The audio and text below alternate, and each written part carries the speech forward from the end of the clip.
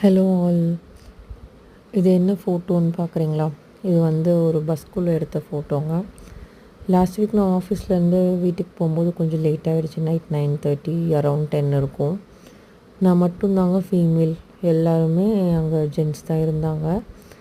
So கொஞ்சம் தூரம் போனோன்னே பஸ்ஸு சென்னை பைபாஸ் ஏறினோன்னே டிரைவர் வேறு லைட் ஆஃப் பண்ணிட்டார். ஸோ அவங்களுக்கு ஆப்போசிட் ஓட்டுறக்கு டிஸ்ட்ராக்ஷனாக இருக்கும்னு நினச்சி ஆஃப் பண்ணியிருக்கலாம்.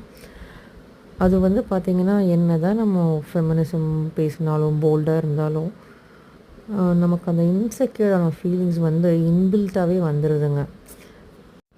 ஸோ அந்த அந்த ஒரு பயம் வந்து மனசுக்குள்ளே வந்தோன்னே, என்னடா இது எல்லோரும் ஜென்ஸாக இருக்காங்க, நம்ம ஒருத்தங்க மட்டும் லேடிஸாக இருக்கோமே, நைட் டைம் ட்ராவல் பண்ணுறோமே அப்படிங்கிற ஒரு இன்செக்யூரிட்டி ஃபீலிங் வந்துருச்சு.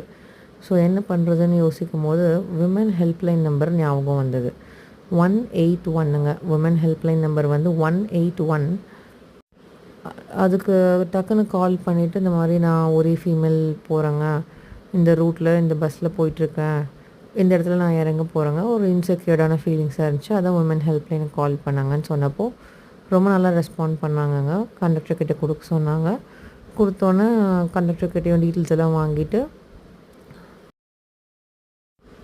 அவங்கள இறக்கி விட்டோன்னே, நீங்கள் இந்த மாதிரி எனக்கு இன்ஃபர்மேஷன் கொடுத்துருங்கன்னு ஒரு ட்ராக் பண்ணாங்க. அது எனக்கு கொஞ்சம் சேஃபாக ஃபீல் ஆச்சு.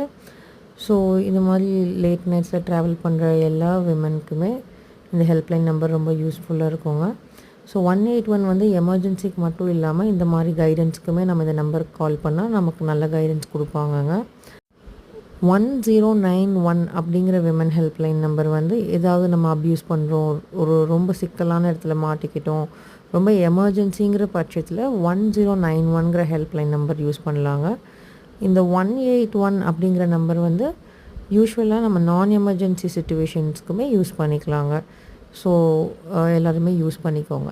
தேங்க்யூ.